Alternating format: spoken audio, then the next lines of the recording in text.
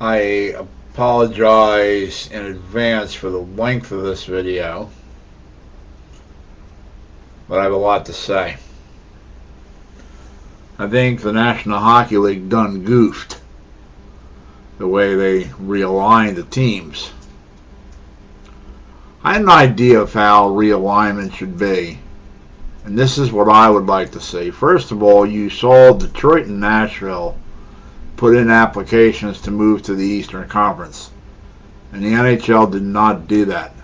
Okay, this is what I think needs to happen for realignment. First of all, keep the 6-division format with 5 teams in each division, and the 2 conferences, the East and the West. And I'll explain later how that works and other systems didn't. Okay, first of all, the division lineups, and this is how I think the divisional restructure should be. In the Northeast Division, you should have Detroit, Toronto, Ottawa, Buffalo, and Montreal. All those teams geographically are close together.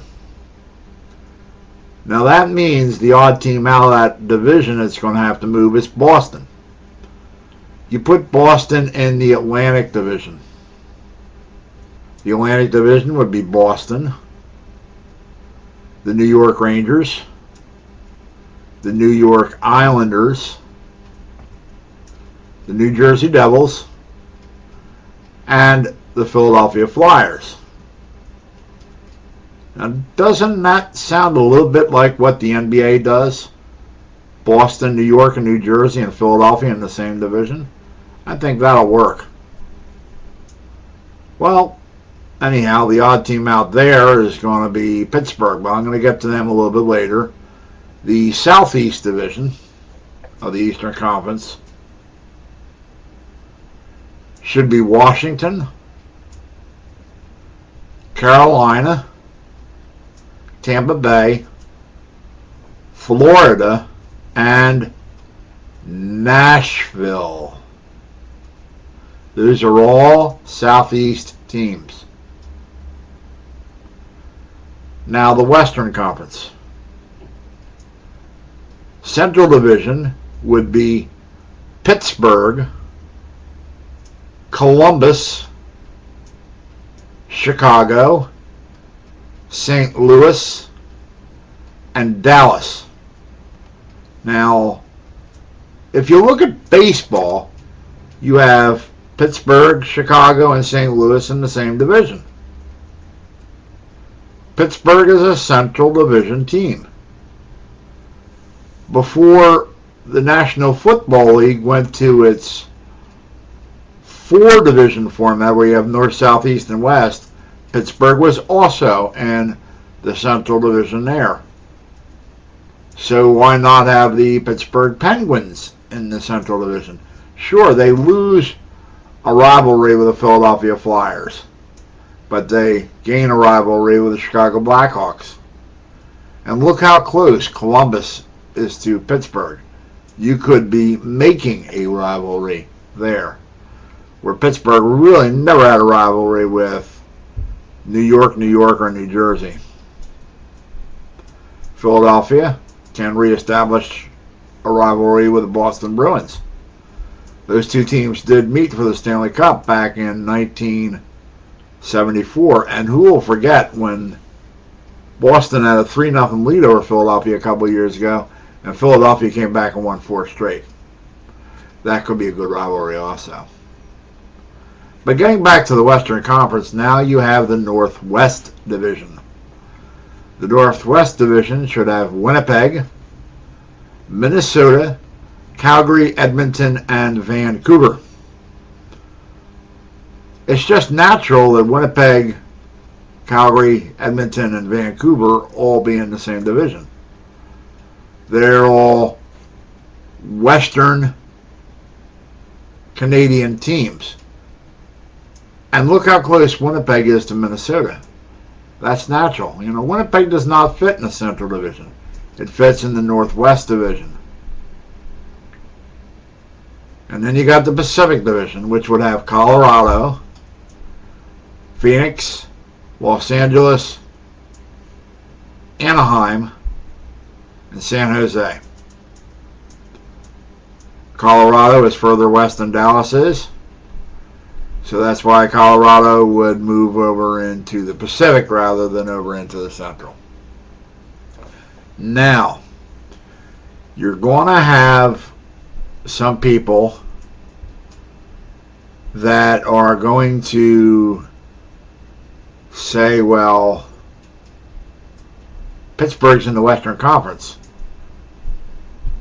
They're going to play these Western teams all year, and they're an East Coast team. Well, this is how you resolve that. You have an 82-game schedule. You play the teams in your own division 8 times. That would be 4 at home and 4 on the road. That would be a total of 32 games. Because you can't play yourself, so you're playing 4 other teams in your division 8 times. 4 times 8 is 32. You play the other 5 divisions twice. 1 home and 1 away. That means every team gets to see every team every year. And Philadelphia goes to Los Angeles once. Los Angeles comes to Philadelphia once. Boston goes to Vancouver once. Vancouver goes to Boston once. Every team goes to every other team's arena. And every other team goes to every team's arena. Okay, so you have 1 home and 1 away amongst the other 5 divisions. Now that's 25 teams, 2 games, that's a total of 50 games. If you add 50 and 32, that equals a total of 82 games. That would be an 82-game schedule, which is what they do now. Now, there are some people out there that are proponents of having less games in the schedule. Well, this type of setup, you can do that. Okay, you can go to a 74-game schedule, which means you would play your own division 6 times. 3 home and 3 away. Or you could go to a 78-game schedule, which means you would play your own division 7 times. 2 of the teams you would play 4 at home, 3 away. The other 2 you play 3 home and 4 away, and those teams would rotate every year. So that would work for a schedule with less games in it. The other thing you would do with the schedule is you already know you're playing the 5 divisions that are not your division 2 times throughout the whole year. Play both of those 2 games before the trading deadline, which is in the middle of February. The games that are in your division, and I'm going to give the 82-game schedule as an example on this. The games that are in your division, play only 2 of those 8 games before the trade deadline. Play the other 6 after the trade deadline. So what that means is before the trade deadline in February, you will be playing a perfectly balanced schedule. You will be playing all 29 other teams twice. Once at home and once away. That is a total of 58 games before the trade deadline. 29 teams versus 2 games each.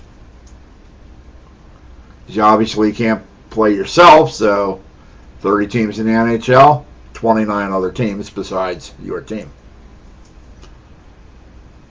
Now, if you do a little bit of research, you will find that the trade deadline falls in or around game number 58 and has done so for many, many years.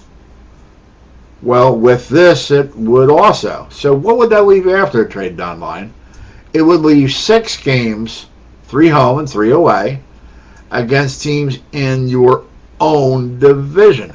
Now imagine a team that is 10 points out of first place or 10 points out of a playoff spot. And they make some good deals on trade deadline day. And it really changes around the structure of their team. Before the trade deadline, they are pretty much out of the playoff race. But guess what? They just retooled their team. And guess who their games are against? The teams in their own division. And let's say they go 6-0 against the division rival, and they go 5-1 against another division rival. Let's say they go 6-0 against the team that is in that last 8th playoff spot, and they're in 9th, or maybe even lower than that. Well, now that is a 12-point swing, because you get 2 points for a win in the National Hockey League and no points for a loss, 1 point for an overtime loss. So that's a 12-point swing. You go 6-0. Okay, now all of a sudden, instead of being 10 points back on that team, you're 2 points ahead of them. So really what will happen there is no team will be out of the playoffs at the trade deadline. No one of them. Not a one. That will spark attendance. Attendance will be better because you know your team has a shot at the playoffs.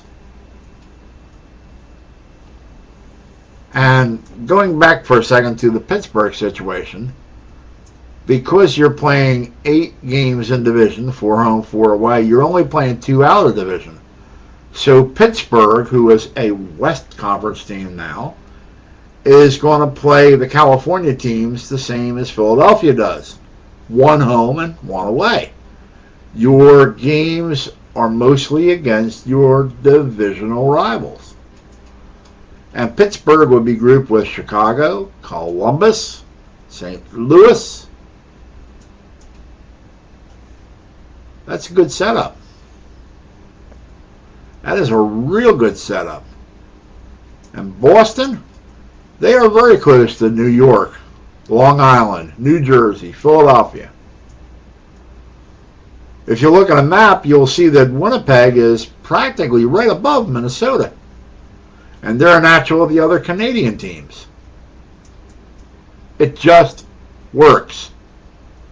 So in my opinion, this new schedule that the NHL put out, they done goofed.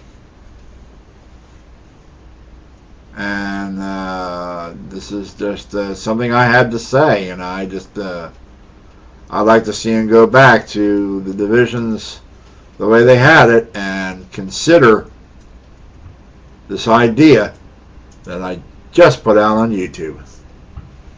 Thank you for allowing me to bore you. Thank you for listening. And have a great day. Bye.